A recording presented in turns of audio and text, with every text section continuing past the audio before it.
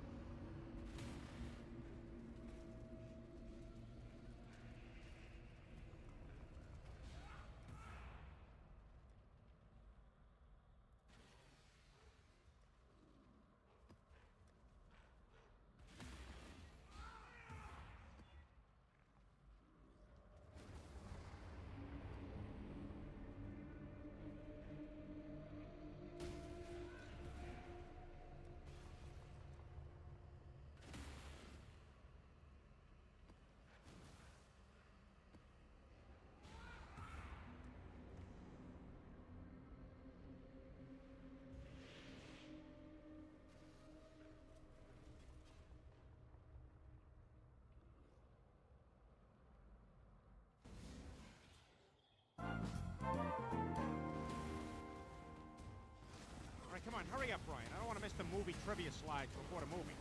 Peter, those questions are the easiest, most pandering things in the world. Oh, Tim Honks, Forrest Gump, I win. Oh? I need more mana. Ah, good. It's starting. Yeah, that's what you say. I can never figure out when the hell the studio logos end and the actual movie begins. All right, let's see what you got, Fox. Oh, I bet that's a sea monster. Oh, that's... yeah, I think I got it. Here we go. Movie! Well, see if he's catching on this meeting. All right, someone's coming to town. Crying out loud. Oh, all right, period movie. Oh, not a period movie. I serve a new god now. How's this possible? Oh, this guy's in trouble. Can't wait to hear his I story. see your... Oh, come on!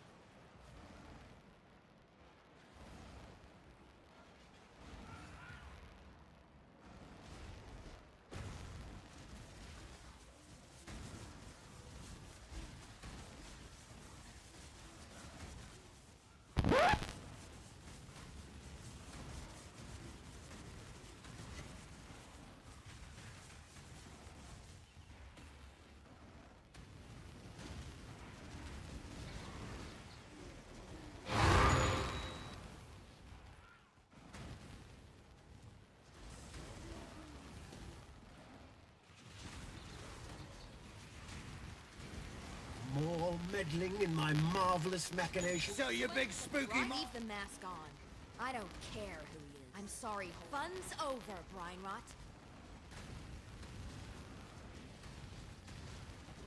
I'm afraid Your methods are brutal. God will not watch you kindly.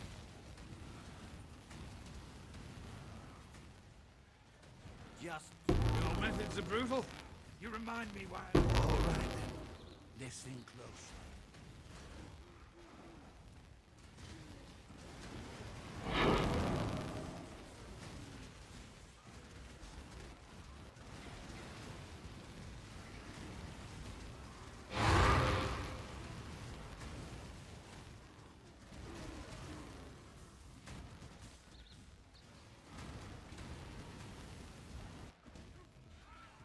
This way, Exile. Kill it, Exile, quickly!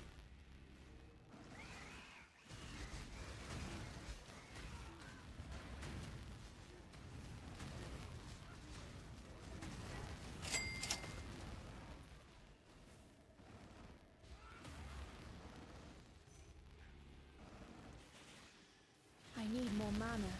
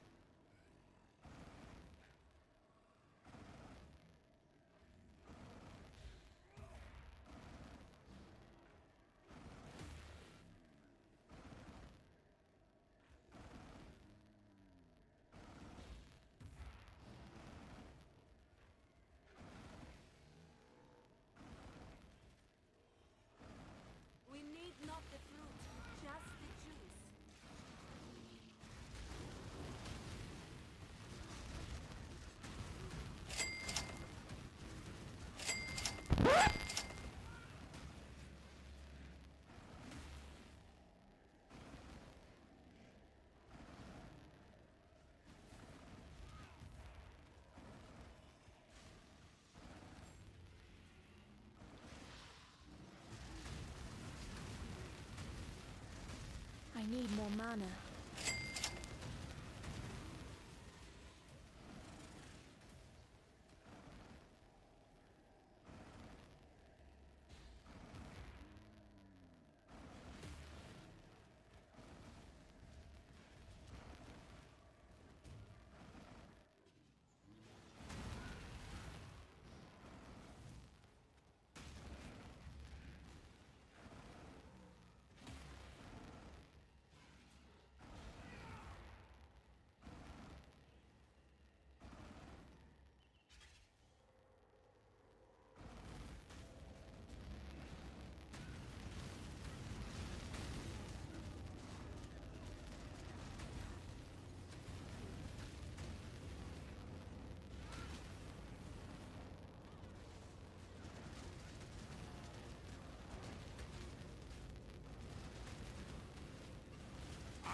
The bargainer.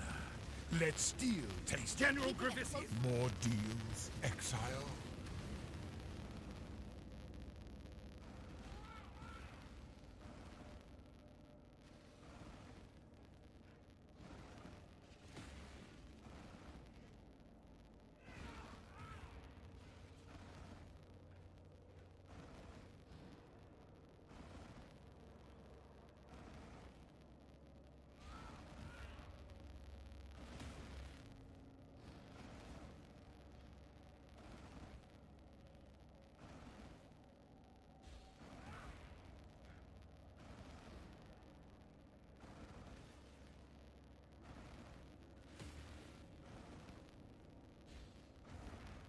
Death holds. Your methods... You remind me why... All right then. Listen closely.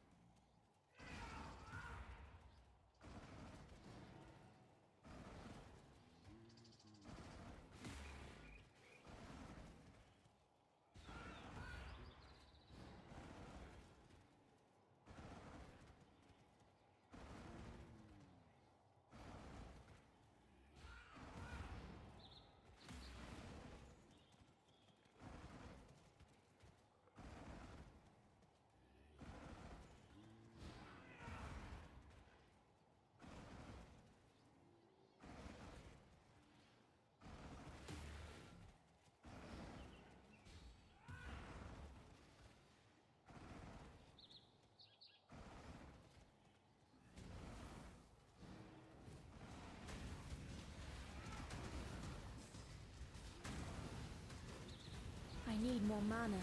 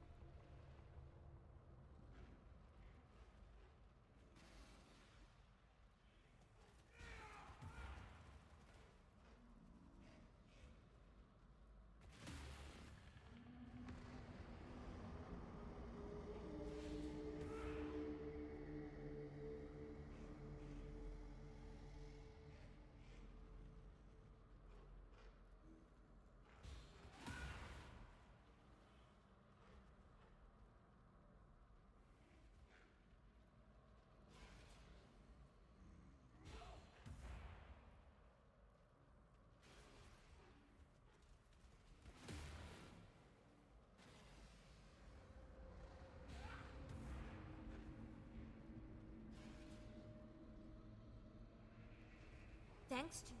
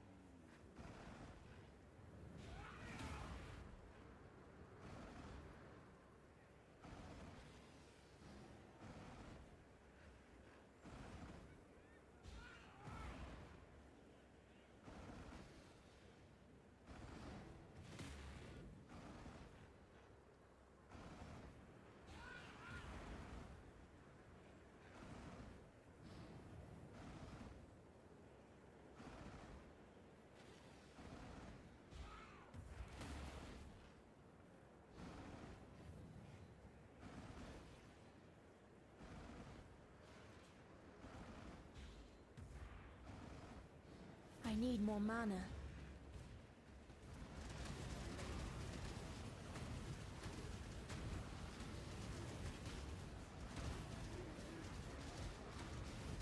NANI?!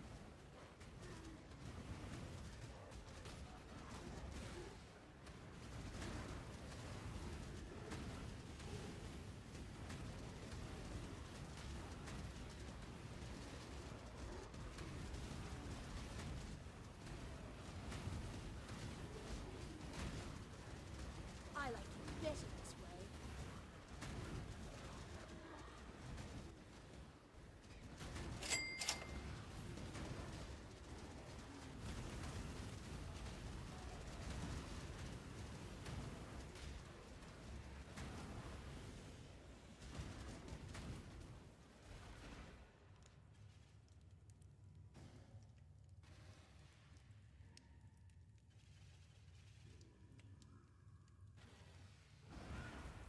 Trespassing is a crime, and criminals must be punished.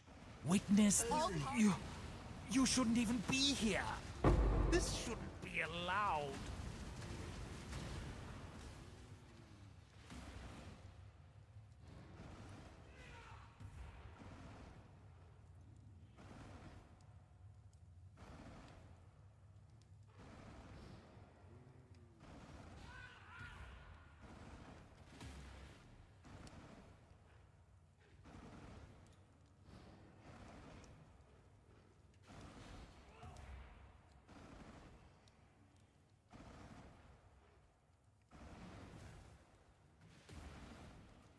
Time to see how the paupers live, I suppose.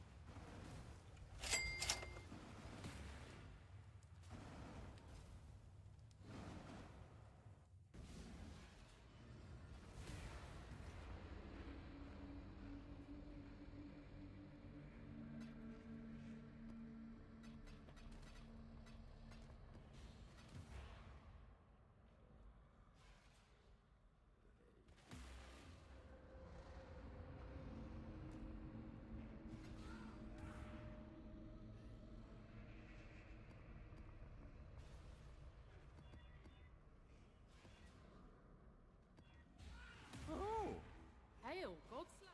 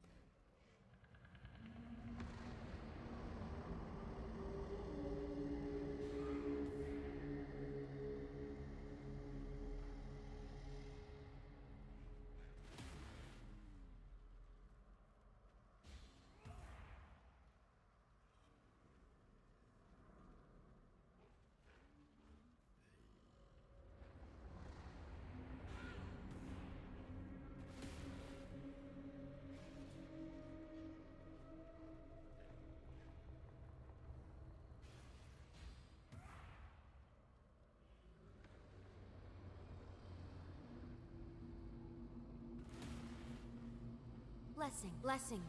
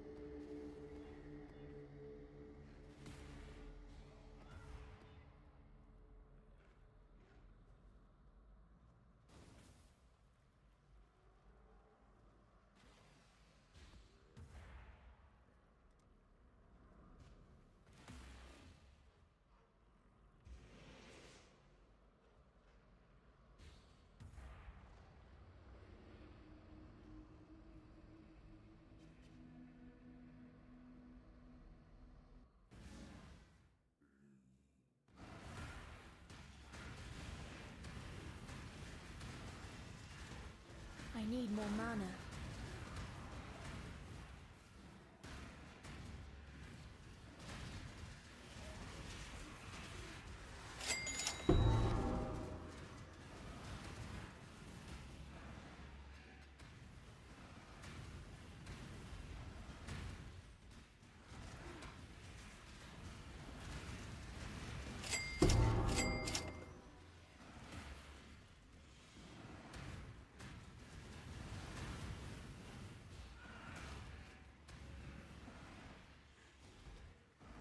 Ah, good stuff. Worry not, Have you Crusader. no conscience? It's over, Leo. Where's the life? You're done. An impressive display, warrior, but not enough. Go on. Was that really necessary? It's a brutal. I'm no traitor. Was that really necessary, Exile? I'm a man of my word.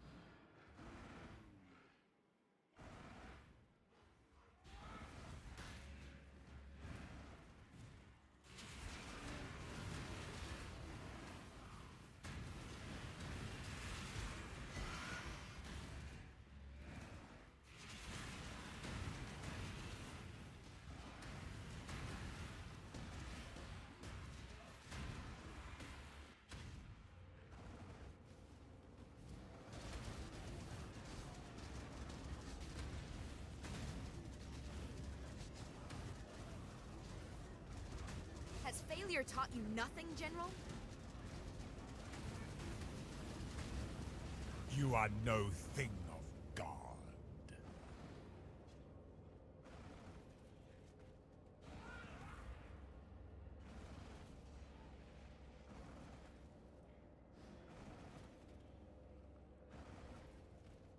I prefer not to rely overmuch on the Eternal One's resurrection. I will enjoy watching you.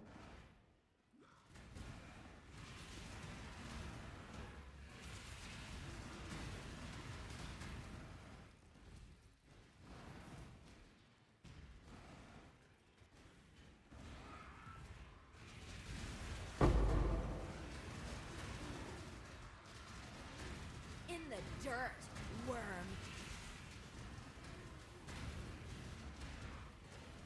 A man of... not the one I'd have chosen.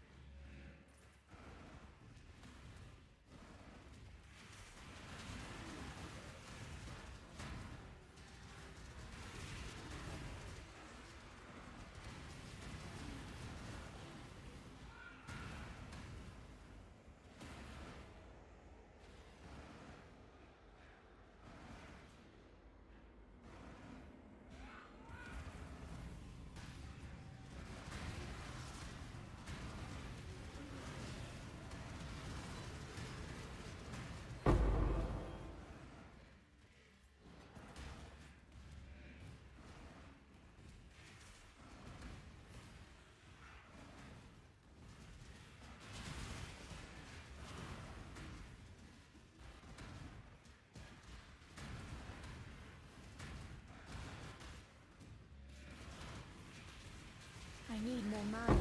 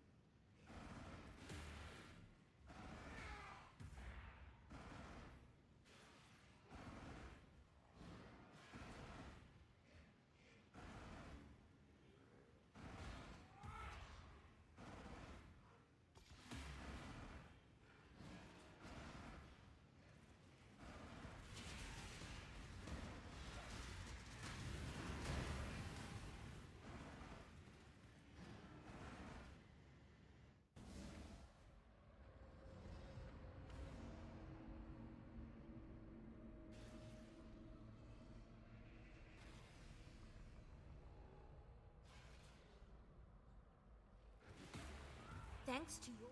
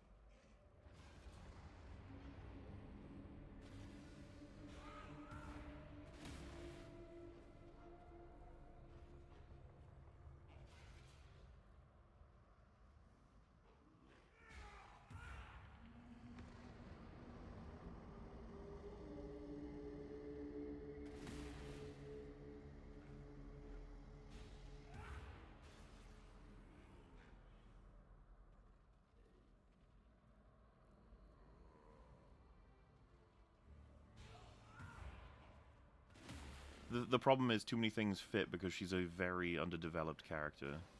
Yeah, well, it could be the King's go whole deal either was way.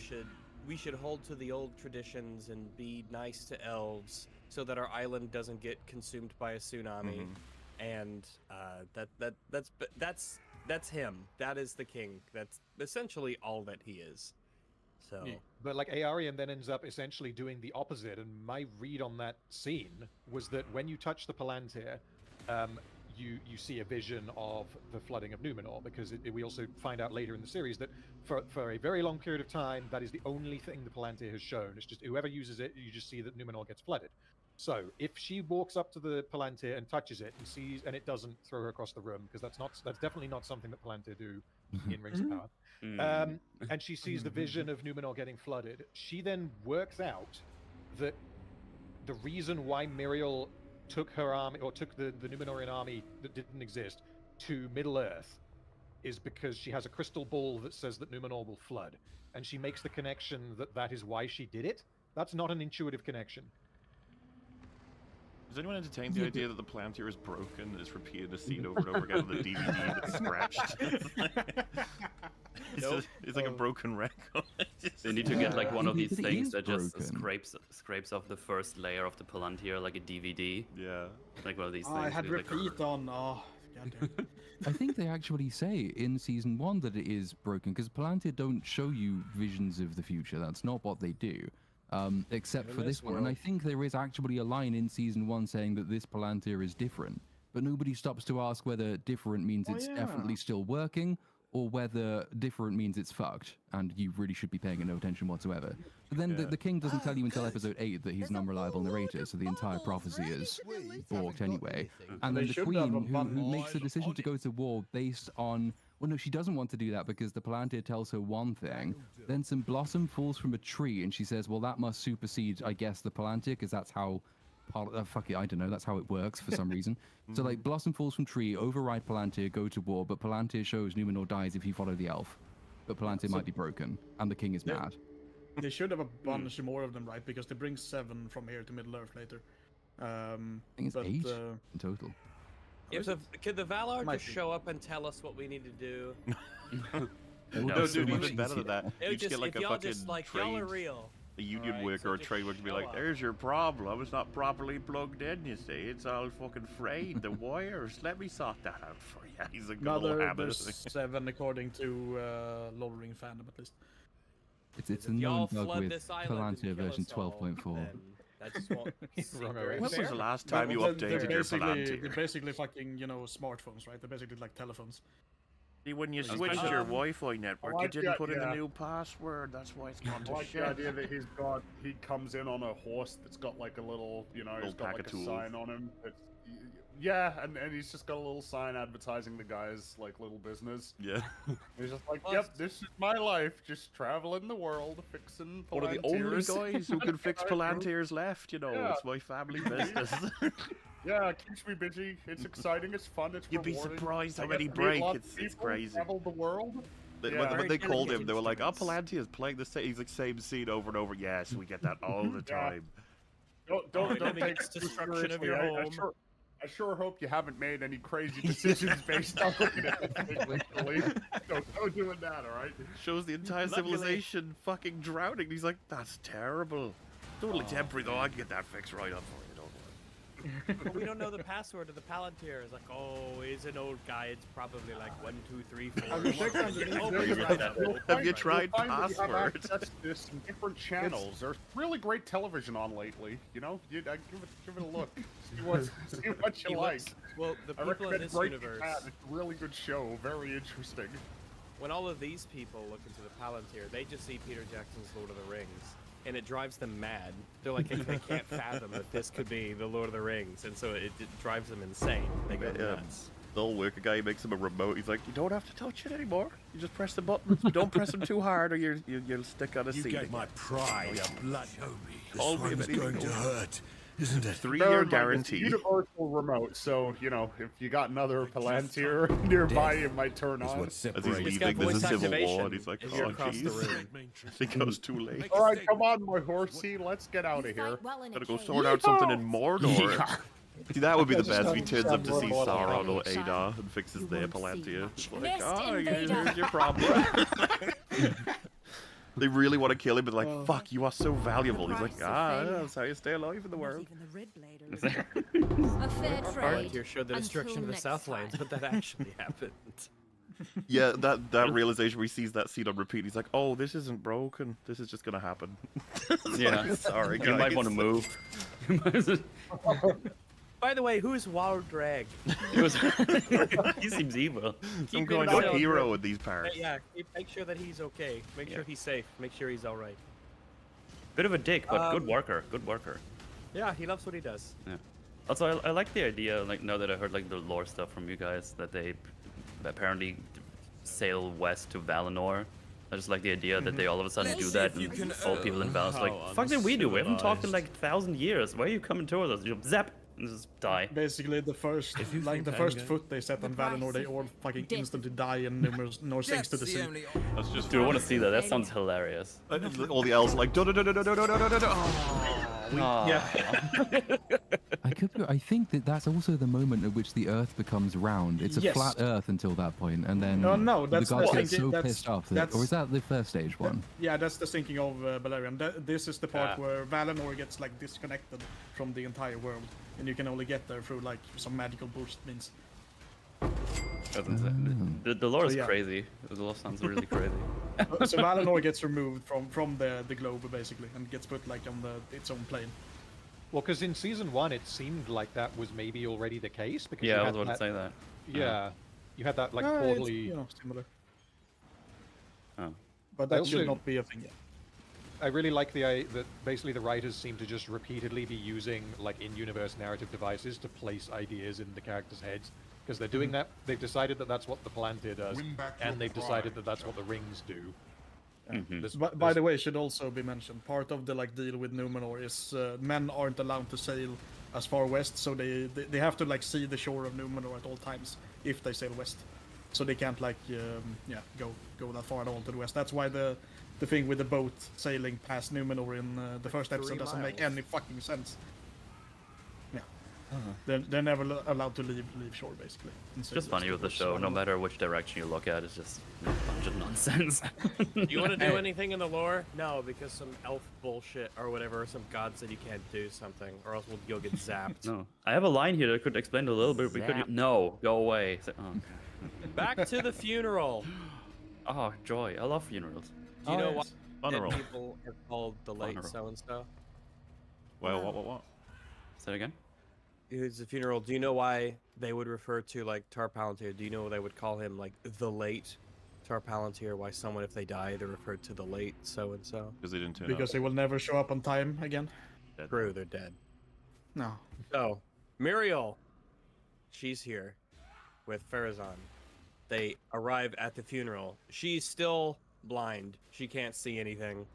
Hopefully that gets better. Elendil goes up and he stands next to her when she arrives. And she has Elendil be the one to kind of describe what's happening at the funeral because she cannot see. Her ability to perceive objects at distances has greatly diminished ever since the accident over in Middle Earth. So, I think that this is supposed to imply, I believe, that she doesn't really trust Farazan because even though he let her in, seems to be in like an official capacity because it's Elendil that she trusts to report what's going on in the funeral. Well, they threaten to do political intrigue, don't they? Because they say the lords from the north have turned up, and one of them, I think, is called Belzegir, who I think is a name they've actually stolen from a king in the books. Like, he's supposed to have been like a few kings before Muriel, or before Palantir. Yeah. But like they threaten to do that, and it's like, oh, we're gonna get some sort of Game of Thronesy, House of the Dragon political stuff going on. Fucking no. Just stand by a window and you will be king. That's all you need to do. Elendil says that the nobles from the north are here, and it seems Lord Belzegar has come to pay his respects. Yes, Belzegar. Yo, Lord Belzegar. I've been waiting for him to show up. One of my favorite Wonder when they're characters going to in the give him a lore. spin-off show. They've been talking about it for years. Rings of Belzegar. Yeah, that's Belzegar right. and Waldrig are they're roommates, and they just Well, the Waldrig prequel series is obviously on the way, but the Belzegar... Waldrig, you know? Lord of the Rings story. Yeah, it was crazy because we were talking Yes. about the 5 seasons of the it. Waldrick show. They've already confirmed 10, and they said they could be as many as 20. Which I think is a really good idea, you know? Like, yeah, might as well lock him in. It's He gonna lived be a the biggest life. show in He the lived a world. life. He's the most important figure in Middle Earth, somewhat. Well, they didn't show him being eaten by the warg. They want to leave the might door still be open. That's going to be the Yeah. reveal, apparently, Yeah. for season 5. They're going to show us the end of that scene, and then the season's going to split then, going forward into the future and the past. Going to have a huge Waldrick. narrative. The warg's It was- about to jump on him and eat him, but then the warg is like, man, what am I doing? No, it was actually the warg screaming because the Waldrick ate him. Oh, yeah, the warg screaming. The Yeah, because show- Waldrick fucked him up. The show will open with a voiceover from Sauron against a black screen saying, "Do you know why I saved you?" Make the warg not eat him. and then the follow-up line, because you saved me. He's like he loses an arm and a leg. He's like Kazuhira Miller in the Phantom Pain, and he's just walking around with his sunglasses, and he's like, "Ugh, why are we here? Just to suffer. Snake, boss, stuff is happening. I don't know what it is because it's fucking Metal Gear Solid, but shit's going down. There's a lady. She has a gas mask, and a guy's on fire. Hell yeah. What the fuck is happening?" I would love to have funeral an rag. interview with the creators at the end of season 2 and be like, so what will Waldrick be doing in season 3? And they're like, oh, well, Who? he... like they think they want to tell, and I'm just like, he's not dead. No, he's not. Why would you say that? No. And then they're like, yeah, I guess we don't know. It wasn't really confirmed. It's like, exactly. Have you spoken to the actor? Is he interested in coming back? I think he should, you know. You guys, don't ruin this opportunity. And if we could get the fan base to do the Morbius thing... It's Waldrick time. The petition to bring back, restore Waldrick even, it would definitely be the Acolyte one. That board meeting where they're like, there's not much hype for Rings of Power, but there is for Waldrick. We're going to get on this. I don't know. It's a lot of interaction involved. Sauron played us like a damn fiddle. A woman walks up to the queen at the funeral. That's so funny. I love that scene. Which is disgusting. I would say do not approach me. Do not come anywhere near me. But the queen, on account of her being blind, doesn't really see this happen. And this woman asks, "Is this how we repay our fallen?" And she has a shell in her hand. I guess they put a shell up for every dead person. Is that how that works? Maybe, or it's just shells are just decorative because there's a whole jar. You could see. Yeah, it's like a whole big, thing big of old shells, jars of shells, big old shell jars. Maybe it's just because they're an island kingdom, so they have a lot of ocean-related decor. I don't know, but she has one in her hand, So it seems to be that she is not referring to the funeral itself. It's about the fact that Numenor has lost all of these soldiers in Middle-earth when they got sent over there to deal with the orcs.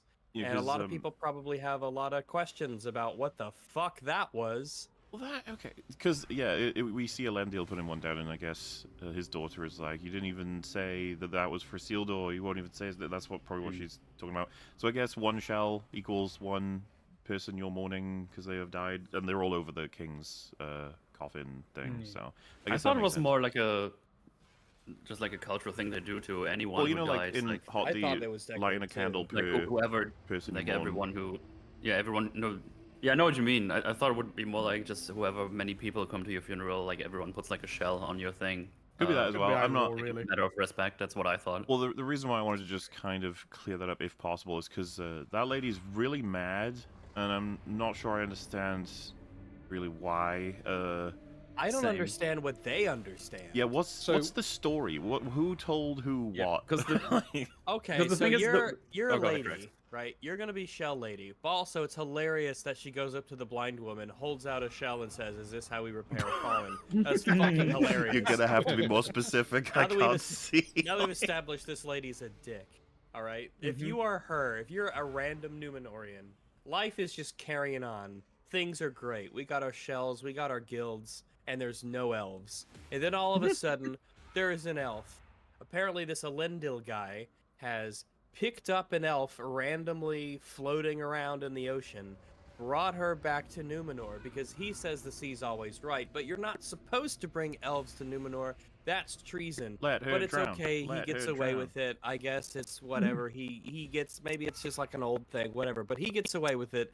Now, this elf, the entire time this elf is here, the elf is like, I don't want to be here. I want to be in Middle-earth, and I'm going to convince you to not bring your army, but to create and raise an army so that it can come with us on these 3 boats so that we can go, because she says there are orcs in the Southlands, and we got to go kill them. You Numenorians, you need to come over to Middle-earth and kill the orcs in the Southlands, because this elf convinces the queen that it just so happens, by an insane coincidence, she met the king of the Southlands, who was also floating around on a little raft in the middle of the ocean. And she said, man, this guy's the king of the Southlands. We gotta go kill the orcs. So the queen's like, yeah, we gotta do that, or else something mystical will happen and Numenor will explode. And so we make this army, we go over there, fucking tragedy, all right? We kill like 20 orcs, and then a volcano explodes. And then, like, so many people die. So many Numenorians die from that. And then after like that one battle, after that one 10-minute battle in the mountain explosion, they come back. The queen is blind. A bunch of people got killed, and the king's dead. What the fuck is happening? What is going on here? I did not vote for this. Here is a shell. This is how we mourn our fallen. Well, it sounds like you build up to explain why she's pissed, but I just don't understand why the story isn't pretty straightforward.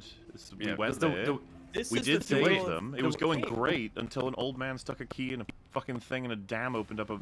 Which they don't know. They don't know. No, they don't know this. No one knows what Waldreg did for this world. But like, why wouldn't the story be, we went there full force and we got fucking repelled hard? It was horrifying. We're not ready for this force that's on the other side of the world. Like, why would that be seen as, well, you shouldn't have fucking got? It's like, well, we tried to help those people, those Southlanders. They're all dead now. Well, what I want to know is, wouldn't the Numenorians consider, with what they've been sort of, illustrated to be, why wouldn't they consider the explosion of this fire mountain to be like a sign from the gods that they fucked up hardcore?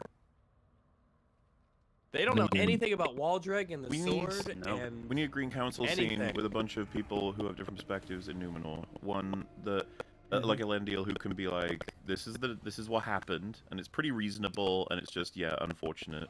And then someone who can be like the religious zealot, someone who can try and contextualize it and write a different, be like, I don't think you're telling us the whole truth. I think you actually went there for other reasons, or blah blah blah. And then back and forth, political squabbling, and then implications that whispers are being moved around the kingdom. Because to just fucking throw this on me, like her slapping the queen, who got blinded saving soldiers.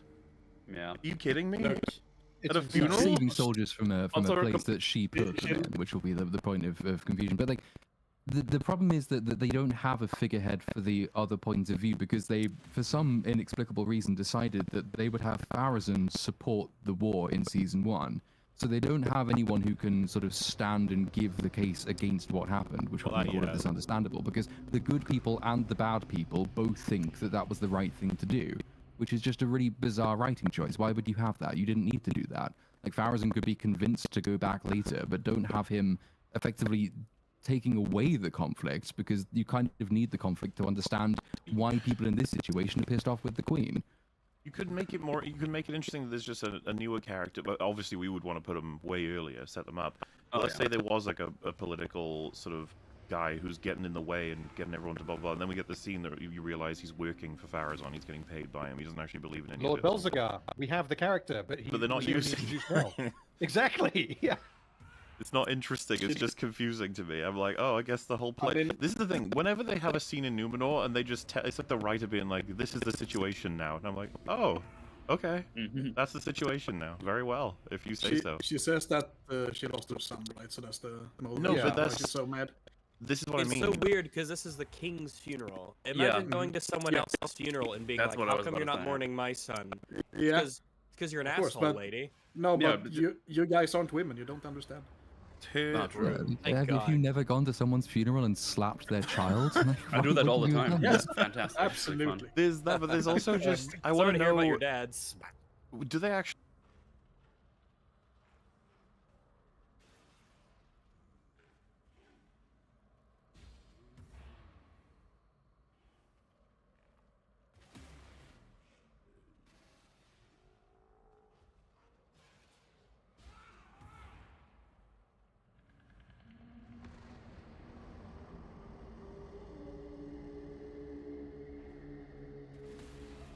Jordan here is still recovering from a shot that blew his mind, and it's going to blow yours too on this week's VFX Artist React. I don't know how I feel about rounded edges on the blocks. What were you guys thinking? They decided to completely abandon any sense of scale. Hey, I don't know if I like movies anymore. Watch that shot with us and more on today's Visual Effects Artists React.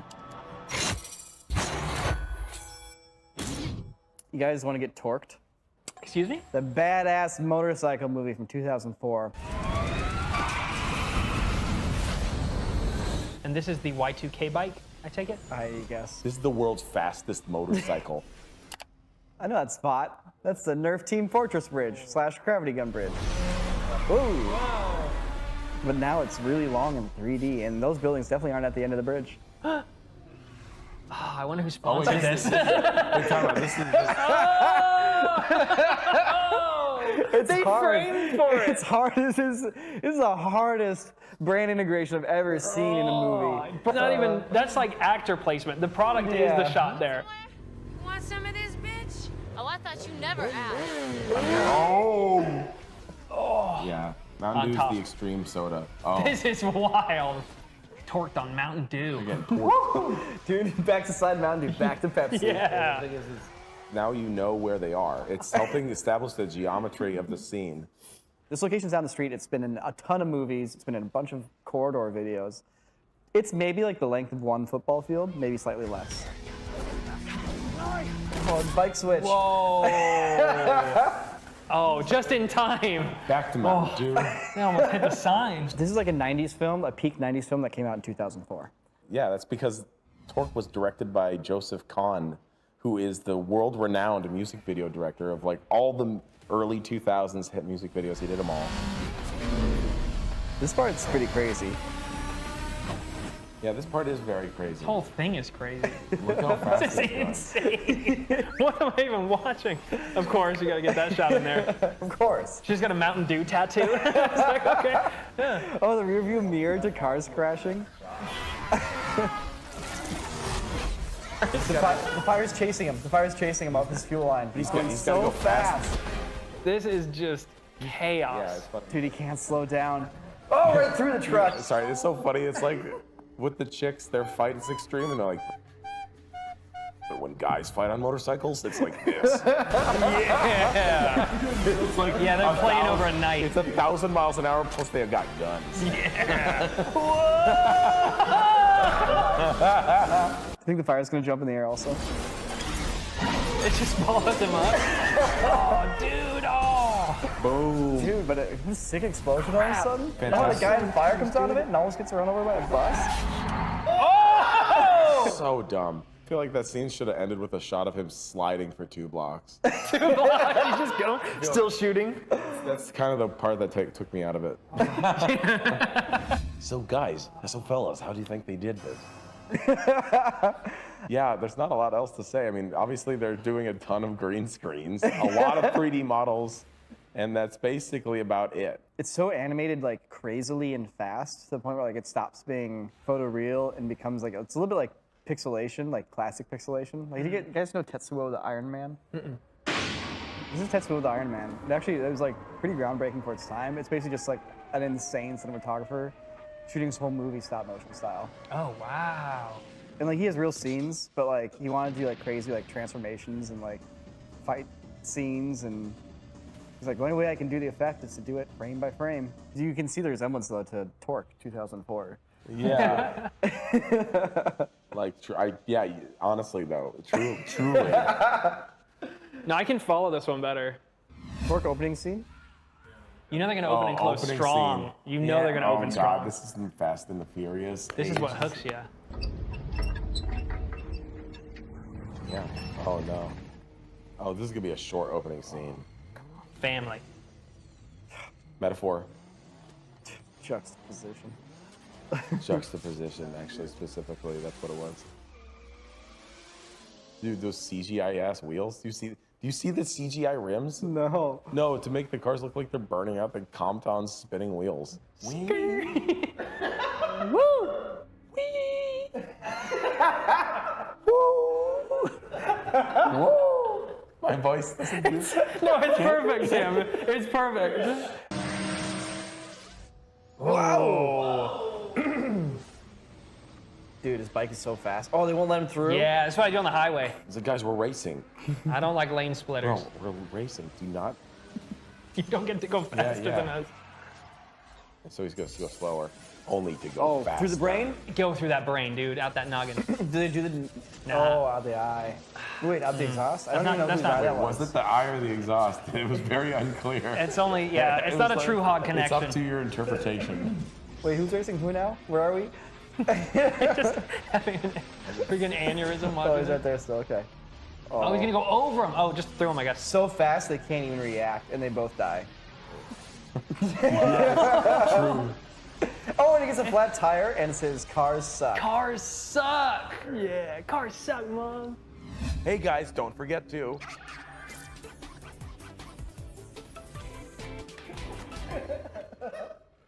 What do you think you spelled? Ooh, there is a great movie that they released a trailer for recently, and it's a long-awaited trailer for me for many personal reasons. It's a movie called a Minecraft movie, not the Minecraft movie. Fun fact: longtime viewers of our channel may have seen that we actually made a bunch of Minecraft shorts. In fact, the one was our biggest breakout viral hit back in the day, and we got to, meet Notch, who made Minecraft and all that stuff. It got us thinking, it would be cool to make a Minecraft movie. And we got really excited about this idea. So talked to Notch and one of the guys working at Mojang. We're like, can we make a Minecraft movie? You know how like we made the shorts on YouTube, how we just did it, And they said yes. We're like, oh my God, okay. Well, this is amazing. Let's make the Minecraft movie right now. So we started getting ideas together. We started brainstorming, trying to draft up the official agreement and be like, okay, yeah, no, we're actually going to make this movie and everything. So the paperwork gets sent over there. Once they actually started thinking about what happened, they're like, well, no, of course they can't make it. What? That's crazy. Minecraft is blowing up right now. We're not just going to let these random YouTubers make the Minecraft movie. What were you guys thinking? So anyways, what could a Minecraft movie be like? A multi-billion-dollar franchise. It's got to be perfect. Real good. Fast forward to now, the trailer for the official A Minecraft movie. for the official Minecraft movie. Pixels. Reminds me of, Get it? That was pretty though. That's weird. That's. Yeah, the real people in. That's strange. I mean, it looks super clean. The backgrounds look super good. It's just, but why does everyone look so weird? Dude, it's Minecraft. I was really wondering how they would interpret everything having to be square. Yeah. And it's a tricky position. I don't know how I feel about it. Oh, Jack Black. Jack Black. As Jack Black. Hi, I'm Jack Black. I'm Steve. Oh, As Steve. He's Steve. With Uncle Rico's sweater from Napoleon Dynamite. Interesting. Interesting. Very cool okay, logo. This is a interesting approach for the movie. Oh wait, hold on. There's an ending shot. Oh, ending shot. That's funny.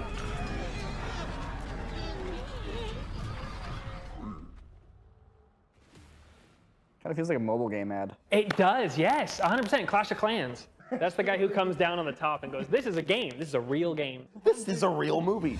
This is the movie. This is the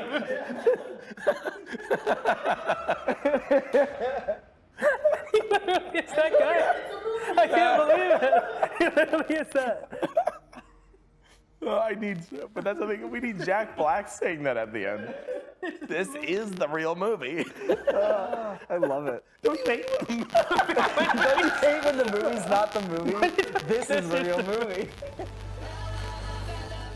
What are these shots? They're just like, you could shoot these on a tiny green screen in your garage. You know what I'm saying? Like that's how they're all blocked out. Look at them. They're all standing within like a foot or two of each other, which means their green screen's really small.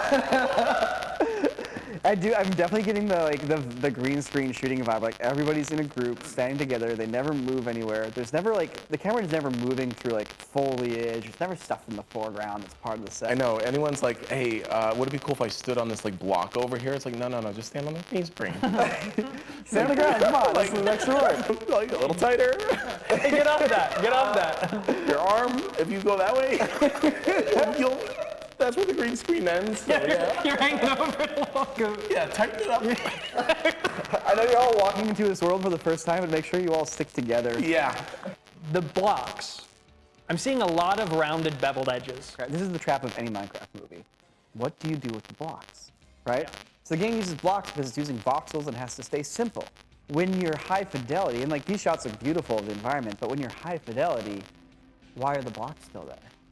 You know, are they voxels or are they not? And like we start rounding the corners, and the animals have round corners and they're squishy. It's kind of like, well, why are they block shaped?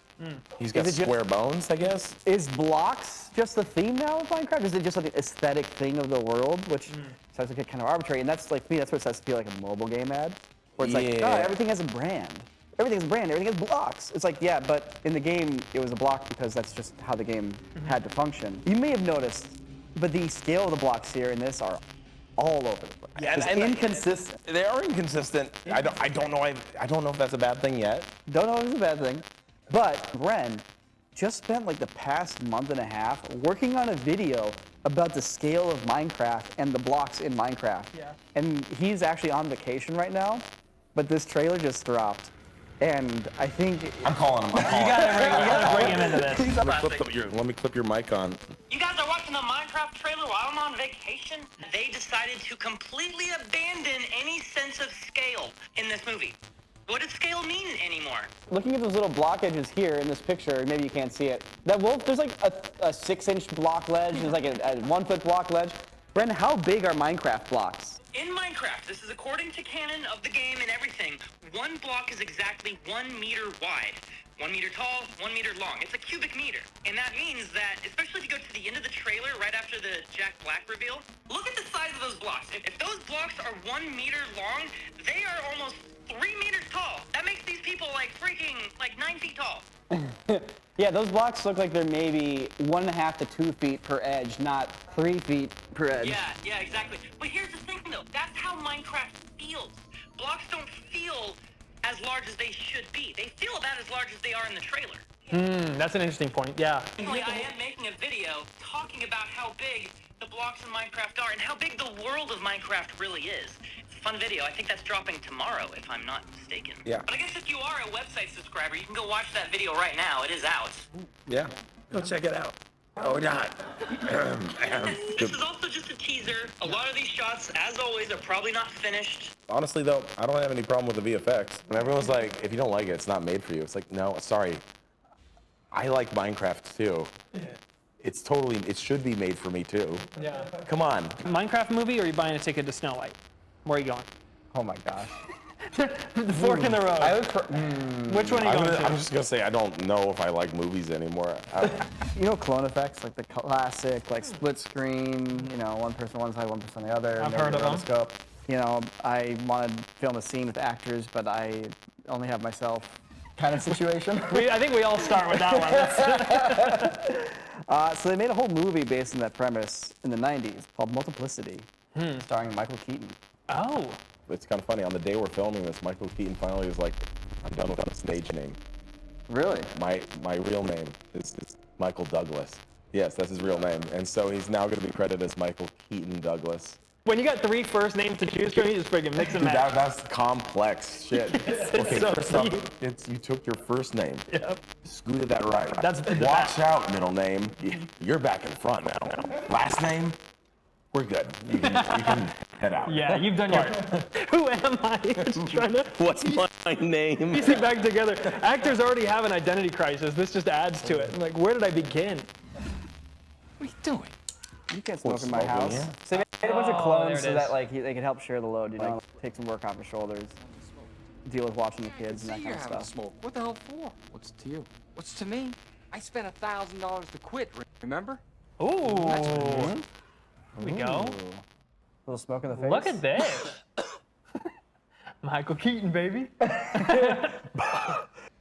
Ooh, actually. We got some wrap in the front. I think they're almost certainly blowing smoke in both of their faces. Well, one of them is blowing smoke and the other one is having smoke blown. But that's the thing. You think it's real on-set smoke hitting his face there, not another Compton? It does wrap around the front of his hair, the top left. Watch on the contact. No, that's digital. That's a digital smoke element. Because the thing is, you blow double smoke like that, man, you can't control. It's gonna be a problem. Like the moment it leaves the border of his skin to the background, it's just, you're gonna see that slightly different shift in turbulence in the smoke. Here's the thing, there wasn't stock footage back then you could just buy online. Like, this is all studio made for the movies for the most part. So it's like, somebody's probably in the studio turning off all the lights, setting up like a black ball and actually shooting smoke at it. I see.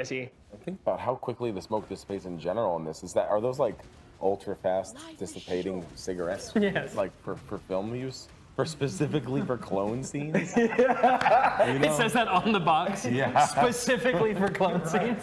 Do not use. Yeah. Like, hey, art department, we need the smoke to go away fast.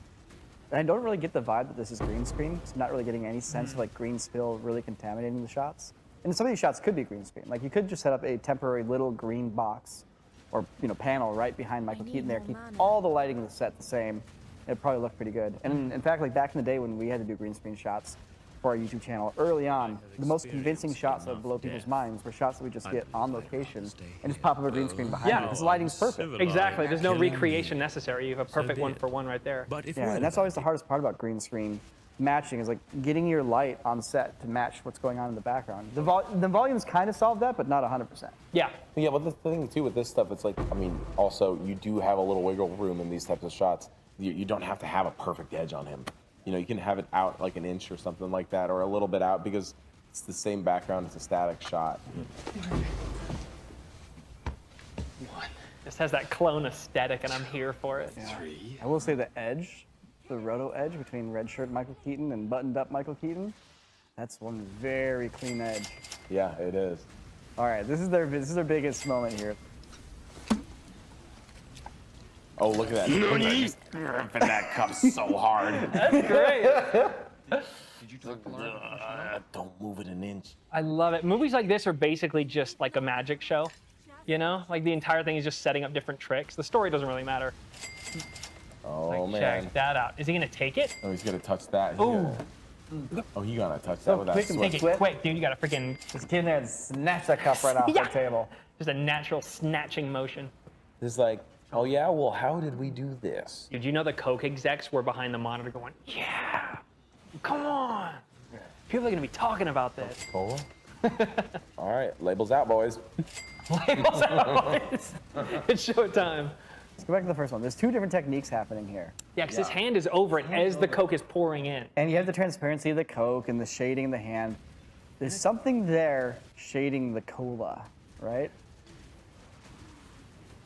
It's really good. I feel like somebody, yeah, you see the hand is shaded by him bringing in the bottle. And granted, you could have a double here. I'd have a double, hold the cup. Maybe not even worry about their thumb being in the foreground, but have him hold the cup. Have Michael do the scene pouring the cola into the cup. And I would cut out just the inside of the cup from Michael's take when he's wearing the gray sweatshirt there. And then I'd do the scene where he's holding the cup and like everything else that's not the cup is basically from the other take. Yeah, because the two major elements that would be problematic are the source of where the Coke is coming out from and the contact of the glass that the Coke is making contact with, obviously. And the shading of the hand. And the shading of the hand, 100%. So you need to have those be tethered to the same shot at the end of the day, especially in this day and age. What was it, 95 we decided? 96? Yeah, especially 96.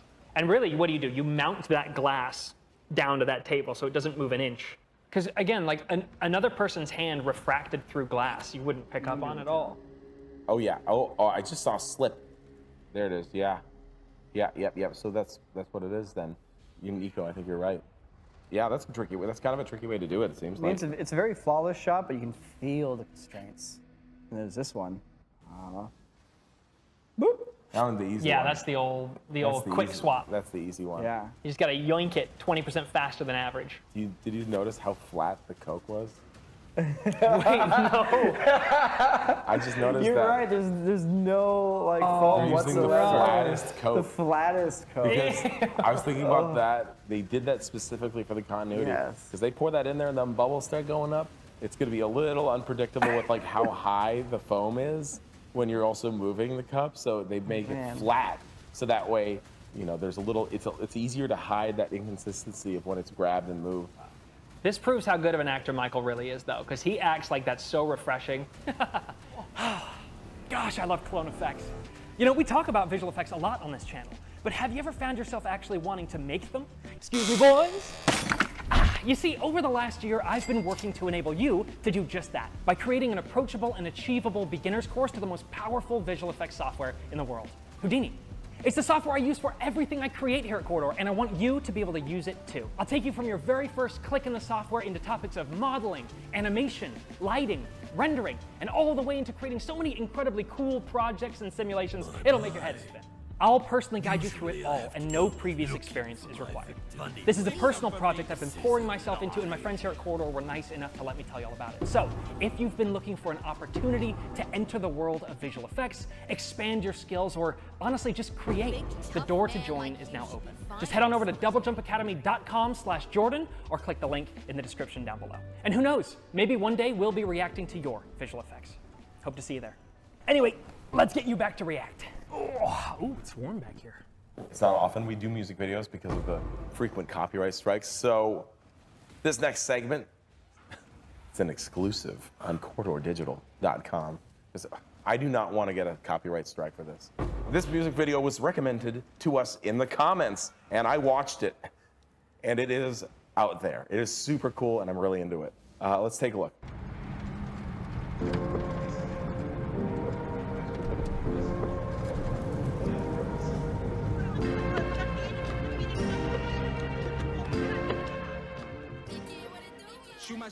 Yeah, basically, I can't imagine how they made this because there is an idea every second, basically.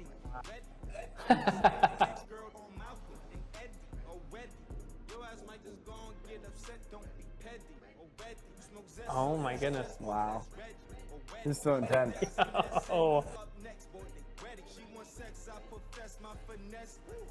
wow. It's like that meme where it's like, never let them know your next move. Yeah. Yeah.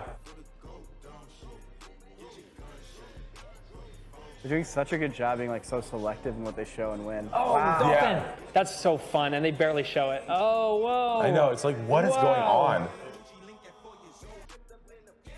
Oh my God, what is that? Gosh, that freaking art department working overtime. I know. Dude, Gary's mod.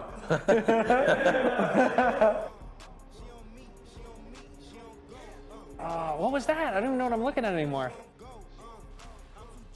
Oh, Spider-Boy? And the kid from Dune. That's the guy who was playing the role, the Spider from Dune. Yeah, this is so much effort. I know. Oh my gosh. Just going in the dirt.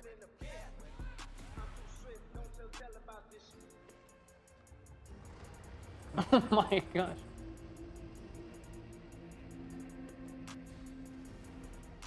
Huh.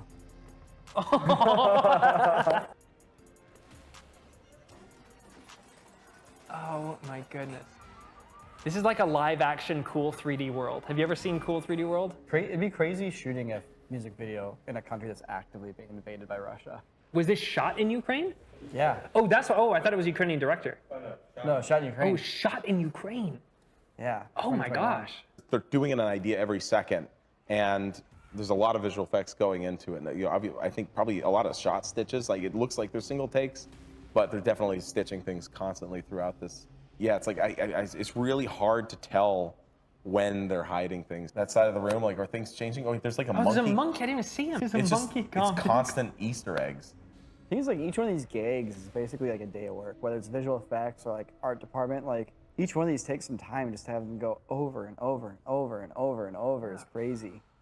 Guys, the crate has been located that the prisms are in. What? The crate? The crate containing the prisms and the camera. This is happening live right now. The Disney, Supposedly. Who sent that? This is reliable information. Hold on a second. So after all this time, after decades, you've just been sent an email of a photo of the box in the Disney vault that is housing the missing prism. Yes, but we don't know what the date of the photo is. And obviously we can't see in the box. Just supposedly, this crate, this box, houses the Soul Gem. Wow. It is a big, like, Indiana Jones warehouse. It is a big Indiana Jones warehouse. It actually is. We need someone in front of it with a newspaper. Yes. With today's date. We do, actually. But it could be AI now, you never know. Like, this could be a mid-journey image of a box. Stay tuned for that follow-up. We got something cooking. Oh, yeah. So we watched one of his animations. Oh, we did, yes. Yeah. That's so crazy. So, isn't that cool? Isn't that a crazy? Do you see? I'm gonna watch it again. Watch see what's happening there. So he's putting a mag in, and then there's like a hopper on the side that basically takes all the bullets, and then he puts a new magazine in, and it dual feeds into the gun. Yeah, it's replicating the hopper from Half-Life Alyx. But that's CG. Yeah. Okay. Because I was gonna say, that's crazy. It looks really good. Good, isn't it? I thought it was real the first time I saw it. Yeah, it looks very, very good. Me too. Yeah, I searched and I realized it was by the guy that did all the Call of Duty reload animations. Wow. So what's the CG part, though? All of it. No. No. Are those CG hands? Yes. No, no, no. Yes, it's 100% CG. That's just a background picture. Yeah, that's all 3D. No, no, no. Yes, yes, yes. But you see that little? Do you see the grip and then the shifting of the grip like this? Yes. See how the hands go? This is a master. No. Showing you what is possible when you are at the top of your game.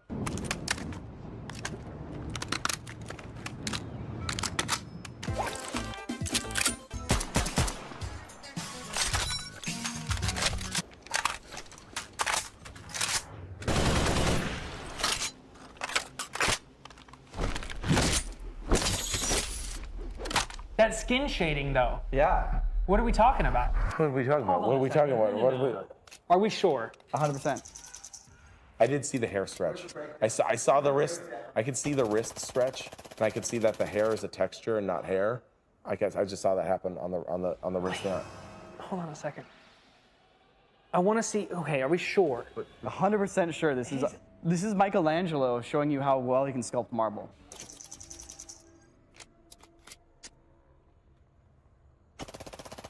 That's animation. There's not like jiggle or muscle physics. Am I just seeing? Is my brain filling in the gaps here? Yes. This is a person who has studied reloads so in depth. They've studied firearms so in depth they can replicate every single detail by feel.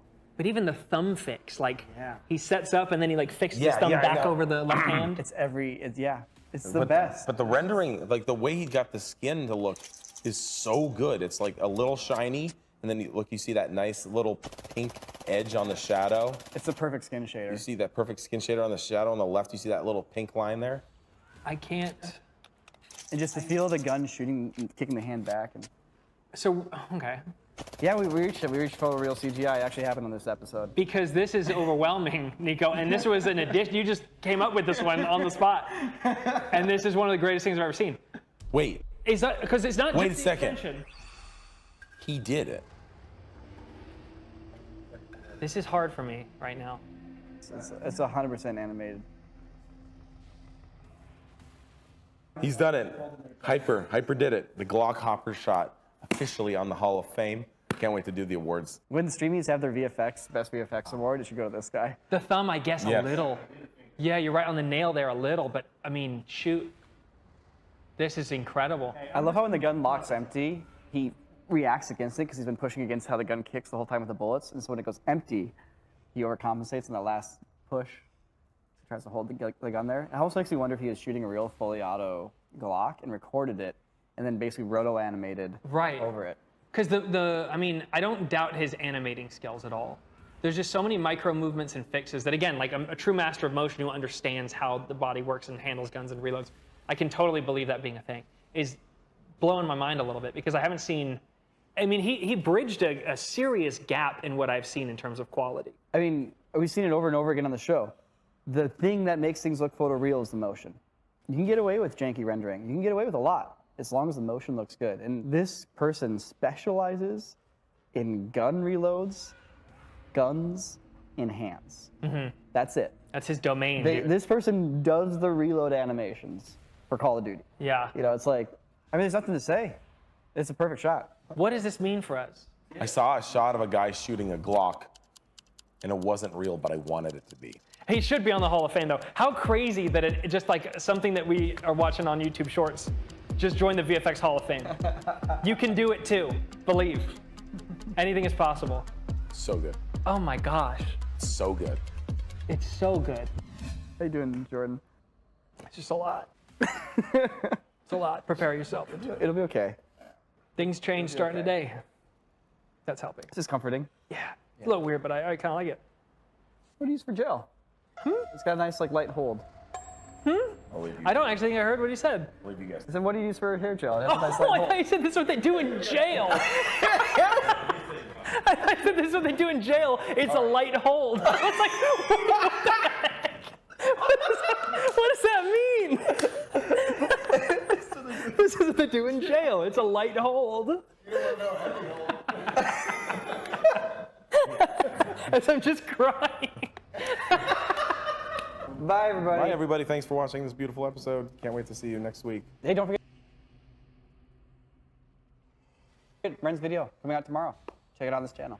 And don't forget, if you're in prison and you're feeling sad, nothing a light hold won't fix.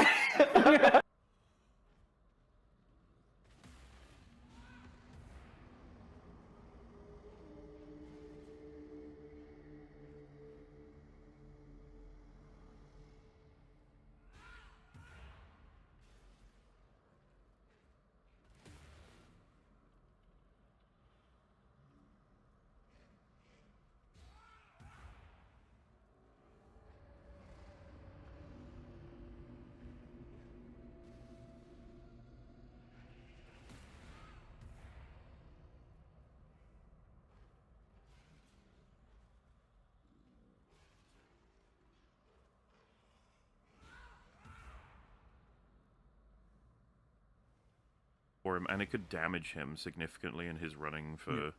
If this is like, yeah, by the way, he's been trying to fuck her over forever. That's just what Farazan's been up to. You're like, oh, that could you know, affect his profile in some way, shape, or form, in ways that, yeah, like, and all of these people should be smarter than this. They're all like fucking puppeteers of politics, but they decide to have this conversation here of all places. Well, I mean, or past to hear it. Yeah, like this conversation taking place, I think is probably okay as long as Farazan is not personally here. I think I'd still take issue with it. I'd still think these people are too smart for this. It's double weird because of Valandiel specifies like, oh, why are you here in these poor quarters? Don't you go to your fancy things all the time? It's like, wait, so you specifically went to a place that was actually like less inconspicuous that you don't know about at all to have this conversation. It's like saying, would you like to come around to my house and discuss treason? No, let's do it in the pub. It's like, do it in the pub. I want to have a pint. The small ass pub as well. Yeah. Oh. It's bigger. There's more rooms. This is more than you know the whole thing. This is like the little. My guest point room is more you that can there are get in the people like right next to them. It's not a big open area with lots of noise and shit. Well, I don't know why you would imply that nearby people can hear what they've been up to, because Valandil shows up. Valandil shows up. You guys remember Valandil? He was the Afro guy. His name is Valandil, and he's probably the only competent character in Rings of Power. So far. No. Come on in. Am I being biased here? Because maybe it's because I was like, come on, Well, there's it just gotta be feels one. weird Maybe- that like, are we all just accepting Waldrig as a given, right? Waldrig is very competent, yeah. The reason why I find it interesting that you say that is essentially because this scene is this conversation happening, him going, nah, don't go doing that, leaving, and they're like, so anyway, back to the conversation that we're having. Throwing the queen. Like, he didn't even achieve anything here. Well, and he also doesn't what tell I was anyone about it. expecting to happen afterwards is because of the way that scene ends up going, is I was fully expecting him to just kind of hang around near the pub so that when they leave, he can corner Ar, because he knows Aarian. We see that in season 1. Yeah. He can then corner her and be like, "What the fuck are you doing with those like goblins? You need to, you know, you can't be talking about this kind of stuff. You know, making these weird." Well, we like, need to political moves and describe the what rest of actually it. happens here, and then we'll talk about what what repercussions may or may not happen. So, Valandil's nearby. He's drinking, and he goes up to the table where all these dudes are talking and chatting about Muriel and support and whatnot. And so, he approaches the table and asks what they're doing in the old quarter, and they said that they're coming back after the funeral. And Valandil kind of says, Valar rest him and keep him, showing respect to the old king. And Kimmin and Valandil get into a little spat, little back and forth. And Kimmin says, pity members of the common soldiery weren't invited to the funeral. And Valandil says, especially considering the low class that was. And everyone's like, oh, wow, what's going down? This is crazy. Now, Kemen stands up, and he says, did you insult my father? And Valandil says, no, I insulted you. And then they get up, and they're standing right in front of each other, and the pub gets quiet, and Valandil says, I bled with the queen on the battlefield. I watched her walk into an inferno to save lives, to save her brother's life. You speak ill of the queen again, it'll be you suffers an infirmity. So, yeah. So I would say that the normal read, like the normal way that a scene like this would progress, is that it would momentarily stop what's-her-name from doing anything, right? Like, exactly. Like that's what I would because think. She was about to start speaking. He shows up and says, hey, shut the fuck up. And the normal way that the scene would play out after that is she doesn't say it. Like, that speech makes her have second thoughts, right? Even if she wants to go and do whatever bullshit later, like, that's the normal way it would play out. But instead, again, they just sit back down. It's like, so anyway, tell us about how we can fuck our evil plan. Get another ale and tell us about your plan. And then she says exactly what she was gonna say. So the scene is basically pointless. It's just so that Guy can be like, hey, Queen's pretty based, yo. And then It's him having had the conversation. So he just paints a target on his own back, like that's pretty much. Yeah. And then Valandil doesn't even do it. Great. Yeah, and then he doesn't even do anything with the information, like, at all. Because I was expecting at the end, it's like, oh, maybe he told someone, and it's like, oh, look out, they maybe tried to do something. He'd go talk to Alindo, probably, because he knew Sylvie. Exactly, yeah. I think that the only point of this scene is to establish the conflict between him and I shall stand strong, no matter how many die. Like, that guy, so that they can have a bit of a problem that will I wish I would know the later names, in the believe story. Weasley, White Guy, and Afroshad. By the way, him eavesdropping, there's equal reason he should have just let him keep talking. He could have just Yes. listed Oh, yeah. their Would've entire been to fucking his planet. benefit. And Yeah, what's yeah. really funny is he's further out of earshot than about what looks to be maybe 15 people. How loud are they talking? Yep. Oh yeah, He has a all really them. fucking good hearing. It's just so They're funny. not really 'cause subtle about it. If no. he could hear it, I think everyone in the Everybody can fucking hear it, yeah. tavern could hear it. The rest of this tavern must be really fucking quiet, and if you can hear their conversation. So yeah, Farazan through all this doesn't say or do anything here to help his son or come to his son's defense or anything like that. He just sort of lets things play out, even though Kemen kind of gets has to sort of back down. He's not willing certainly to rise to the kind of the threats that Philander was implying here. I think it's still implied that Farazan and Kemen don't have a great relationship. They just sort of, just sort of around because I think of the season 1, Farazan was like, "Oh, Kemen's kind of a nerd." Well, he Kind of a scolds him goober, specifically kind of a nerd. because Little Keeman dingus. goes and tries to stop the war from happening, and Farazan says, no, it's good for us, don't be a fool. And then Keeman goes and blows up the boats. And off-screen, no comeuppance from that at all. But also, he's portrayed in season 1 as not being this much of a shit. Like, he has a principled objection to the war. But when he goes onto the boats and he finds that Isildur is sleeping underneath, he doesn't just set fire to them anyway and blow them up. He wakes him up, which is he's a very silly person all the way through, but he's not an evil silly person. Except that for season 2's purposes, he really needs to be an evil silly person. So they've just kind of swapped his character at some point between seasons, and now he's just a dick. Well, like he in has an season evil 1, face, that's why. it wasn't. Yeah, in like season 1, I don't even think it was necessarily that he was principally opposed to the war. Like, because he doesn't have a character. All that matters is that he is, I guess, romantically interested in Aerion. He just does what she says. She is very much opposed to the war, and we know a little bit more about her than we do about him. And then he just is like, "Oh, I tried talking to my dad, but like he won't listen to me because his ears don't work," or whatever the line was. His ears close up when I speak, I think was the line. Oh yeah, and then she says, "Speak louder." That's the one. Yeah, speak louder, and then he does. Great line. And then Farazan explains why, no, we're going to let this happen because we'll get really rich. And then he still is like, "I'm going to blow this up because Poon," like that. I don't think it was his principle. I think it was that he wanted to get laid. Because of Poon. Yeah, he's just a simp, basically. Pretty much, yeah. Yeah, But yeah, they've completely changed his personality in this season, and it gets even more insane in later episodes. Oh yes. Oh boy, I can't wait. Woohoo!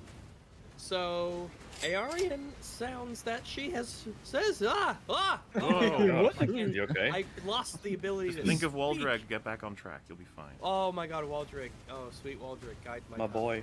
Alright, Aerion says that she has found something secret and dangerous. Something forbidden.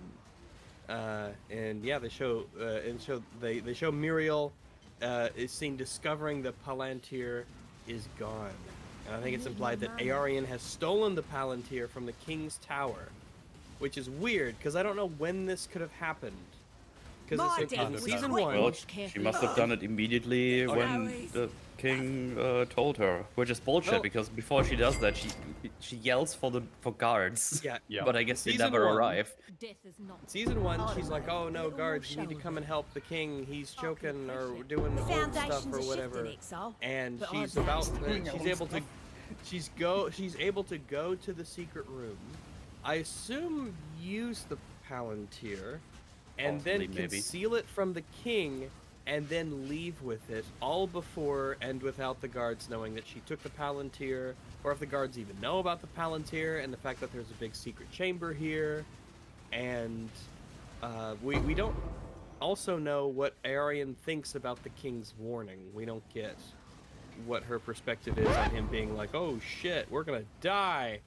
We also don't know what she thinks about the elves, and those are the two things that we need to know for her decision to make sense, because she, in this season, she hates the elves, so just seeing the Palantir and kind of magically knowing that it's an elven thing is enough for her to say it's evil. But in season 1, she doesn't ever give the impression, I don't think, that she thinks the elves are evil. No. She's opposed to the war for reasons that don't exist. But again, like Kemen in this season, has at some point in between seasons been given something like a personality, albeit one with no grounding. I think when the whole fucking "they took our jobs" thing happened, she looks kind of concerned. Like, that's the only thing we get. for that. I can't believe that happened. Yeah. It was so funny, Yeah, like, dude. This idea one that elf is- on an island are taking all our jobs, man. Yeah, it's that slippery slope argument, isn't it? Yeah, if we allow one in, they will all come here. It can go from many into enough, or again, whatever the line is.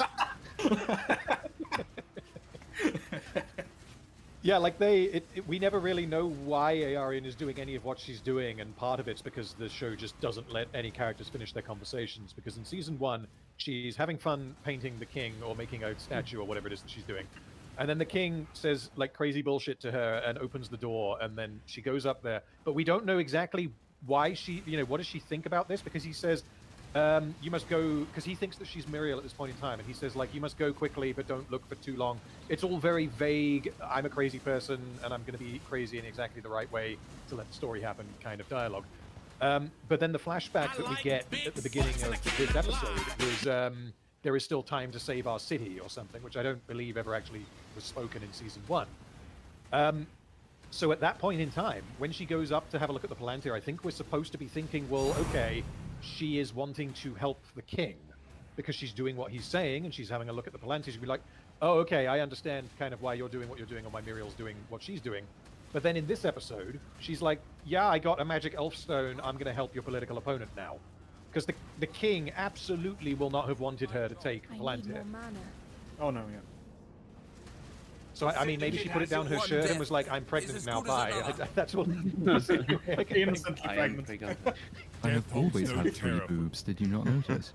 Yeah. Big fan of How dare you not look like bigger than the other Blessings of the Valor. Here for me is execution. Chaos spawn. So, welcome to Mordor. Oh, where's Waldreg? Give me Waldreg. Waldreg is in our hearts. Waldreg's in our hearts. Death's the only option. I want Glug.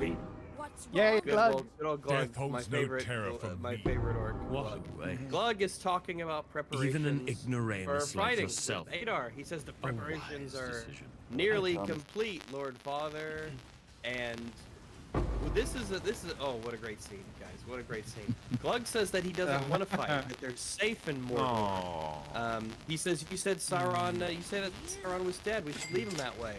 And Adar's like, oh, if there's even a 1% chance of Sauron being alive, we have to take it as an absolute certainty. We'll never be safe. Batman. Yeah, he says we'll never be truly safe until we make sure that Sauron is. We're gonna stab him even harder than the last time. So This time, step on the yeah, blood. Stop it. this time the bling. I don't even know if they know, and that be the reason why. Have no. Does he sound like that for anyone else? Or just actually? Yeah. Okay, I got it. Big robot. We're losing you, Rags. Come back. Rags, no! Discord is... Discord, you conspire against Rags. No, what's happening? You turned into a robot thing. You turned into a robot, yeah. Oh, Yeah, and well, then you I am not a disappear. robot. I'm flesh glad and to hear blood. that. Yeah. Let's see. So yeah, Glug doesn't want to fight. They're safe in Mordor. Adar's like, nah, we gotta make sure that Sauron's dead, or else we'll never be safe. And then we see Glug, and he goes over to his orc wife and his orc baby who are standing right next to him, and they're like, oh, we're taking care of our orc babies because we love our orc babies as orcs. We don't want to fight. We just want to be left to have our disgusting orc sex and make babies. And that'll and there you go. I unironically prefer the fucking lore of Gollum. Discuss. Here's a little meme I made for my video. You can play this if you want. Oh, my God. I don't know how to play it if it's not a... Because how do I get that into like a... I have to download it. Oh, right. Oh, shit. Damn it. I played it. It was really good. You can just show an image of it and people will realize what it is. Should we just treat it as... this is a little trailer for like, you should go watch Mel's videos, guys. They're there. They're ready. It's happening. The video's happening. He's got memes in them. Memes! I all the memes. Yay. Let me see if I can find a timestamp and so people can see what we are talking about. But go ahead. It's cringe. That's what I was saying. There was like a whole week's worth of discourse on Twitter, which basically boiled down to lots of people, I was going to say lots of people who really like this show, but that's oxymoronic. People who really like this show were like, well, Tolkien confirmed once that orcs have sex, and because we have really deracinated relationships, this means that we think they're good people. Because, like, anyone that has sex must be good. So not like everything in the animal kingdom reproduces in much the same way. And this idea that, you can actually present orcs as being just as kind of... They're just misunderstood people. They're like, they could be as good as humans, but the world is really mean to them, and actually all they want is love, life, and home. He wants to provide which is the family, complete horseshit. and he's going to have to go off to but the war. show... It's really sad.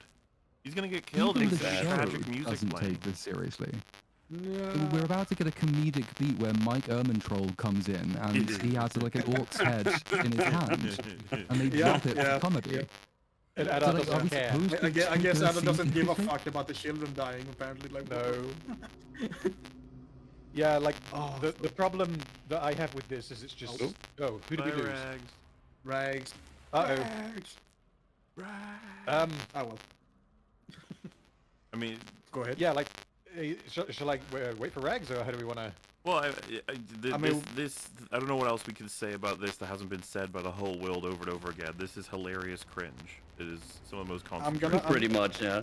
I'm gonna say I unironically prefer the lore of Gollum, where orc children are like tadpoles in a big pool somewhere. And they just like eat whatever gets thrown in there and each other. Yeah, I unironically like that better than this shit. I just think it's so like blatantly manipulative. It's like the most manipulative thing that you could possibly do. And like I don't know exactly why they want us to feel empathy for the orcs, but that's the purpose of this scene. Which is that you could have had them doing like any number of other things, like show that they're intelligent, or they have like a code of honor, or anything else that makes them, to quote-unquote humanize them a little bit, if you actually want us to understand them and care about them. But no, you've shown us that they will just attack and destroy. They will burn down cities, they will, enslave people, they'll beat them, they'll kill them for no reason. But also we got Glug, and he's nice. Like, it's the most bare bones emotional manipulation. Yeah. Yeah. Pathetic. Don't do this. Pathetic. Embarrassing. It's really dumb. I'm just waiting for like what the payoff is going to be for this. Like, maybe I'm being way too naive. One, I don't think. Yeah, there may not be a payoff. Maybe Galadriel has to slaughter orc children at some point. Well, Sauron would have to do that. Sauron's going to have to come in and restore some order, because you've got all these independent-minded orcs who are developing values and loves and things that are not very convenient if you're a tyrant.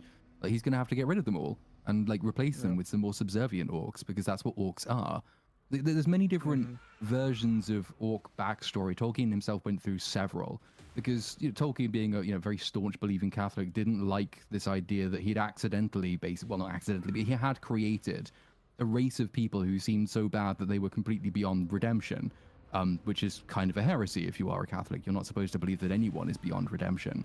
But he was also bound by the needs of the story he'd written, so he never inserted anything into it which fundamentally broke the way orcs actually function.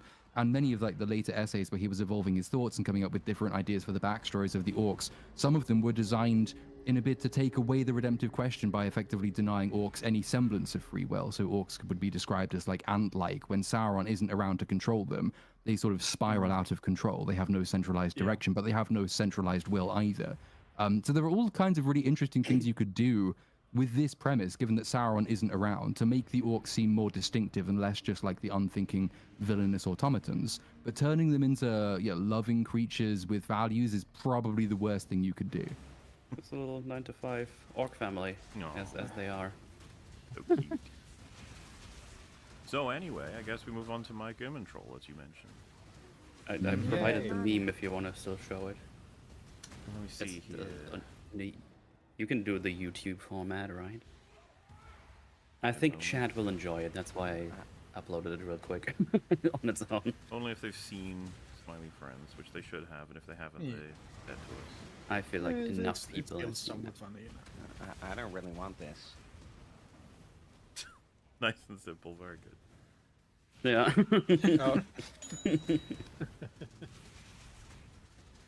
Watch Smiling Friends Season 2, and if you haven't, you're not cultured. Yeah, you gotta watch Good it. shit. Really good. Season 3, gimme. Left you a little present in the cell. Yeah, big friend. Funny it was mentioned, by the way, because he does toss it that head down. Do you think the rest of the orcs are like, does he actually like us, or has he just been lying? Because he seems to be playing favorites with that guy. He could just kill any of us, huh? Isn't he? Is he no better than Sauron? And he does like, look, we need him, okay? This doesn't work really well when you have the fucking orc family like 2 seconds earlier. Like, what the fuck? Yeah. Death is not. It could have been made to work if you'd had like a couple of orc kids run out and go, "No, Daddy," and then they sort of cry over his decapitated head like the Boba Fett in Attack of the Clones. I'll only tell you what I want to tell you. Hey, no, we have to. And he's like, we'll do something after the. Once we beat Sauron, fuck you, okay? We gotta get this done. And this guy's real big. He's gonna be super useful. They need the big. So something that Rings of Power, in particular in Season 2, has just done repeatedly, and it is driving me insane. I'm gonna go through and count how many times it does it at the end. Is cutting off mid-conversation, and what they do with this particular scene is one of the worst examples, because this troll arrives, and Adar explains to him like who he is. He gives him a grand welcome, like you're. What's his name? Damrod, the hill troll of what you call it? You eat dragon bones and you kill giants, or something like that. So this is like some like massive legendary troll that he's recruited to do whatever he's going to go on and do. And immediately, the only thing that the troll says is, "Where is Sauron?" Which means Adar told him, "You got to come help us kill Sauron." And then we cut away. What the fuck answer could Adar have possibly given this troll that didn't result in him being like, yeah, exactly. He's here to kill Sauron, and Adar's like, well, I actually don't know where I don't even know if he's alive, but I met this king earlier who tried to kill me the last time I met him. But he promised me that if I freed all of his slaves before he left, all of his people and unenslaved them before he left, then he would come back and tell me if he just so happens to bump into Sauron on his journey. Damrod the troll is going to look at him like, okay, well, I'm going to eat you now. Yeah, that's when you get the comedy cut of just the fist coming down on Adar and it squashes him into just paste. It's like, you fucking wasted my time. Just try and fight. Took me weeks to fucking walk here. You lose. Just keeping that head in my hand this whole time. Like, as you said, it's worse that he doesn't know where he is. He doesn't even really know anything at all. He's just sort of going off of what that guy said. It's like, wow, wow, probably this place in that used to be a general lot area greener. somewhere. What happened? And he has no reason to trust the person that he knows to be or believes to be Halbrand. It doesn't work out. This is why I'm really waiting to pass judgment on all of the Adar stuff until we know what information he's working with. He and I have a feeling he did say to follow Halbrand to one of his orcs, so I guess he doesn't trust him, but you know, he follows him to Oregon, I guess, and we just have to assume that orc reported back to Halbrand being in Oregon by now. True, but he, of course, at this point, unless we find out later that this isn't the case, he believes that Halbrand is not Sauron. He has no reason to assume that he is.